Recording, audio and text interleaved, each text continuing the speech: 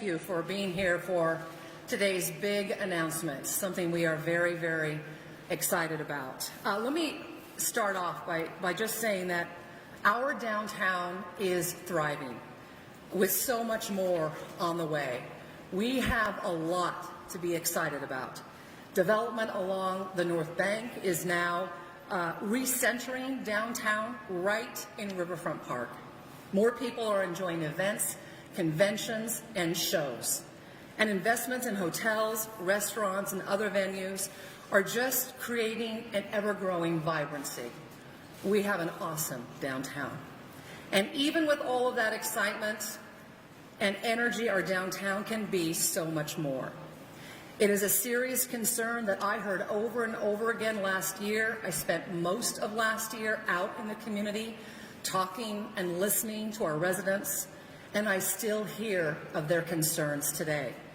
That's why I am so excited to be joined by City Council President Brian Beggs, Council Member Lori Kinnear, Police Chief Craig Meidel, and our partners, the Downtown Spokane Partnership and also Spokane Transit Authority, in announcing the location of our new Downtown Spokane Police Precinct right here at Riverside and Wall, the former Umpqua Bank. And we're happy to say that it is set to open this summer. Crime is dropping, and opening a new precinct will enhance that progress. SPD is adding more officers and investigative resources downtown. That includes 5 additional officers, a detective, and a sergeant, and that's on top of 16 sworn SPD personnel already assigned to our downtown core. 2 Spokane County Sheriff's deputies will also be using this precinct. This central location delivers in the first 7 weeks of my administration on an important priority coming into office that will deepen officer connections with our community and our visitors. It is, as you've noticed, on a very busy intersection with great visibility. It's near our public transit hub. STA is right across the street. It's in the middle of employment and higher education centers for our region.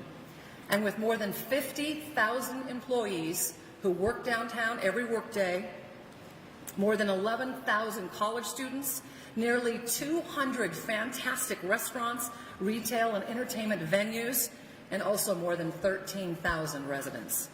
This has taken a team effort, a lot of collaboration to get it done, to get to this point, and so now I'd like to invite some of those who helped make this precinct possible and to share their thoughts as well. So I'm going to start with Council President Beggs, Council Member Kinnear, followed by our Chief, Craig Meidel, and DSP's Mark Richard.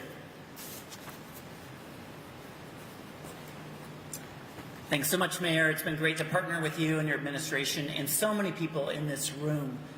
I came to work in the downtown Spokane core 16 years ago this month, and for the last 10 years I've co-owned a business just 2 blocks away right there. And my sense of the downtown is that it actually is a pretty safe space. But public safety is such a priority for people, and it is the experience and it's the perception. And as the city has grown and become more vibrant with more people visiting it, we have struggled with that, and we've also struggled to be innovative. And this new downtown precinct is going to allow us to be innovative.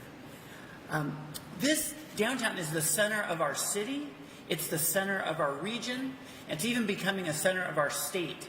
And whether you live here or you work here or you're just visiting, this is going to be the showpiece for public safety in Spokane.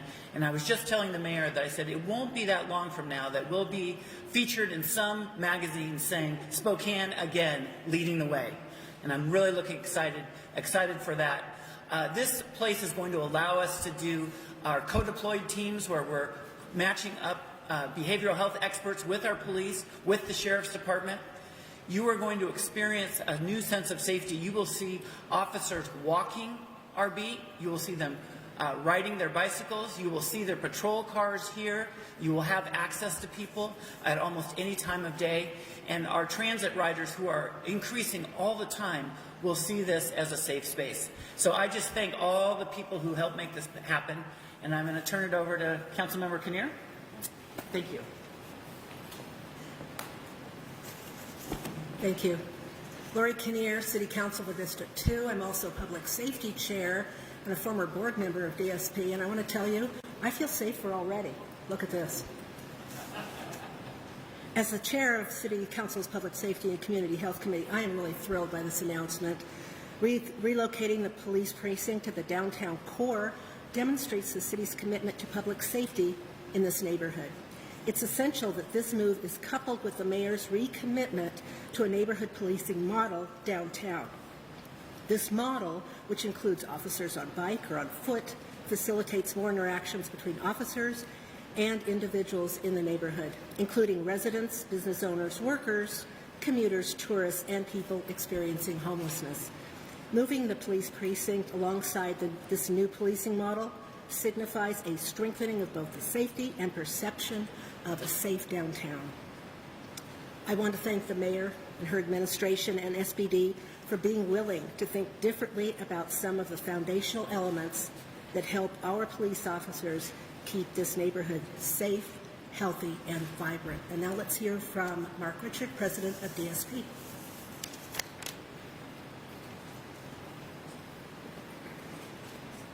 Good morning. My name is Mark Richard. I'm the President and CEO of the Downtown Spokane Partnership, and I'd like to invite my chair for 2020, Dave Black, the CEO and President for NAI Black, to join me this morning.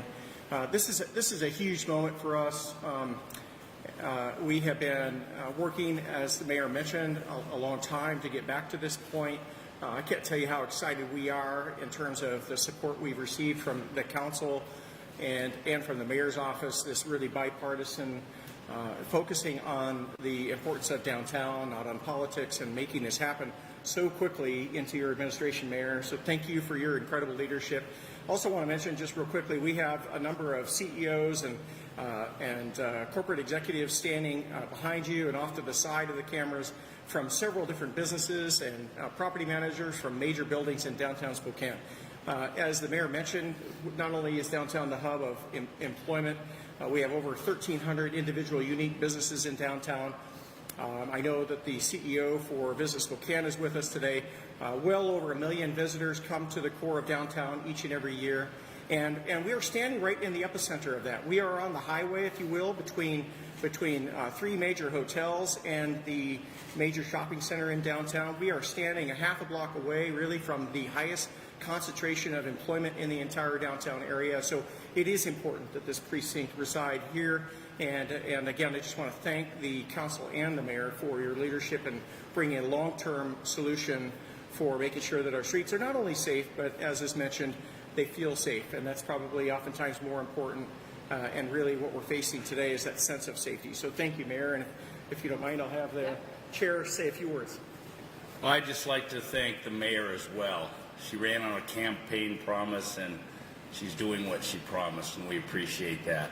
I'd like to thank the entire city council for working together and getting this done, and the police department. It's going to be, as an independent businessman, it's going to be fantastic to be downtown. We all reside down here. We want to live, work, and play in a clean, vibrant, and safe environment. So thank you very much. Great. Dave, just you mentioned that one of the things we oftentimes forget is the men and women in blue. None of this would be possible without them. They're out here 24/7.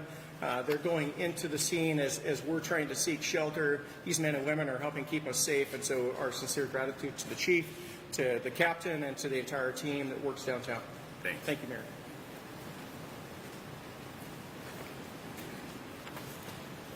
Good morning. I'd like to start by thanking the community for their support and allowing us to increase our staffing levels. This will help ensure our downtown stays safe, vibrant, and a fun destination for our businesses and our visitors.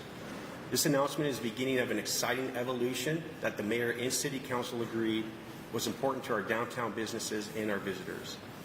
We will be redeploying more officers into a central downtown location that will give us greater visibility, more opportunity to engage with the community, and increase partnership with our COPS volunteers to ensure that our front desk is staffed consistently. We will be significantly increasing our behavioral health unit staffing at this facility as well to add to the two that are already going to be located here. And if you recall, our behavioral health unit is a proactive unit that will go out and work with those who are suffering from mental health issues. With warmer weather already on the horizon and an already noticeable increase in downtown visitors, the timing couldn't be better. And once our projected staffing levels are achieved in the coming months, this enhanced space will allow us to house a total of 35 officers and staff members in a highly visible and strategically located facility. Thank you. And just to let you know that we had toured 4 different locations before we came to this one. And this location, the former Umpqua Bank, definitely beat all the other contenders by a long shot because it's a shell and we can customize it to the needs of our police officers. And that includes conference rooms, offices, showers, bike lockups, all of that. And I don't know about you, but if you take a look at this place, I think it's going to be one of the nicest darn police precincts I've ever seen in my life. And our men and women in blue deserve the very best because they provide the very best service and safety for all of us. And I'm talking about safety for all citizens. So I do want to thank STA. I know Nancy Williams is here from STA and Meg Winchester from Visit Spokane in partnering with us. A huge thank you to them. Captain Dave Singley. If you are interested, we'll provide a kind of a tour and a walk around so you can see what this will look like when it is finished. And before we go, if anybody has any questions, myself or one of the officials behind me can answer them. Anybody? The Intermodal Center being, I mean, it's less than half a mile away, so what would you say to people who are wondering, why here, what the difference is? Well, Captain Amida might be able to answer that better, but when we approached SPD, we asked them, where specifically do you want to be?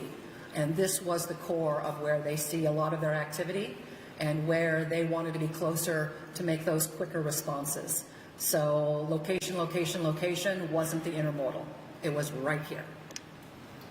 Will the public have access to this precinct 24/7? It will be manned. I'll have the chief come and talk about that maybe a little more specifically. We are discussing right now what that will look like, but there will be a reception area that is manned or womaned. It will be staffed so that anybody coming off the sidewalk could make a report if they want to, but pretty much we're going to have officers coming in and out here 24/7. But if the chief wants to talk more specifically about what that looks like as far as hours.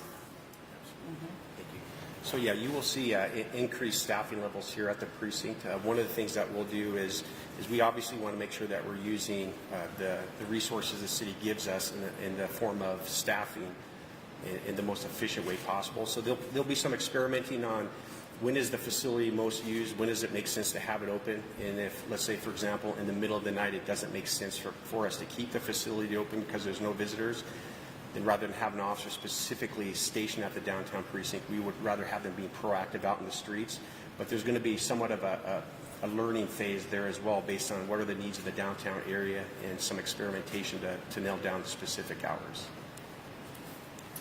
Could you explain the structure of the piece here and the costs around the renovations and where that funding will come from? So I think on the handout that you have, you can see what the costs are, upfront costs. It's a 10-year lease and with a 7-year possible out if we wanted to change a location for a precinct.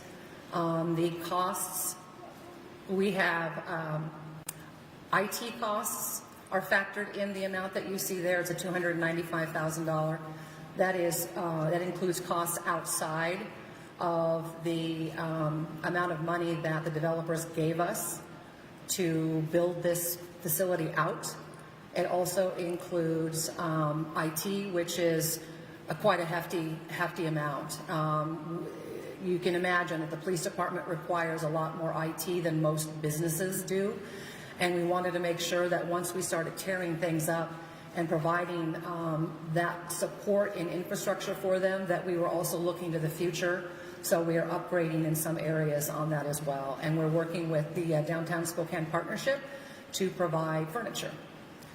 They just started a nonprofit, and we're hoping that they'll be able to provide the furniture, so that won't be a cost that the city will have to incur.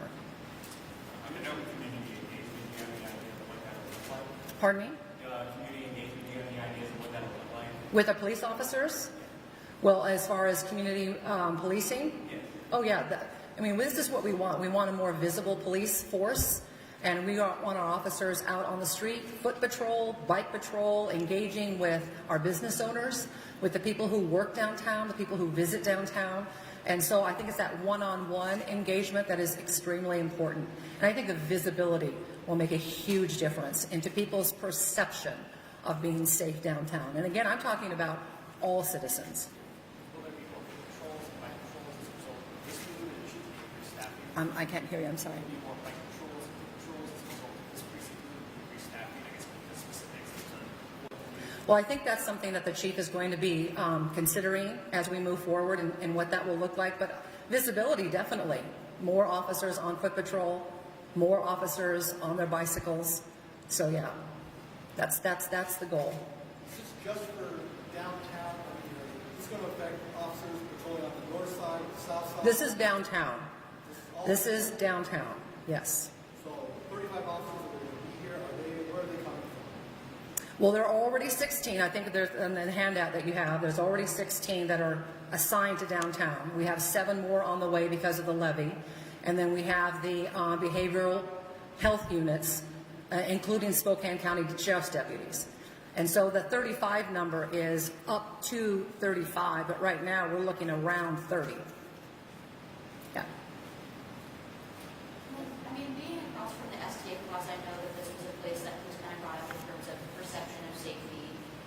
It's been in the headlines a lot. Can you talk about if that had anything to do with putting a precinct right here so close by? Well, the targeted area that the police department gave us definitely took STA into consideration.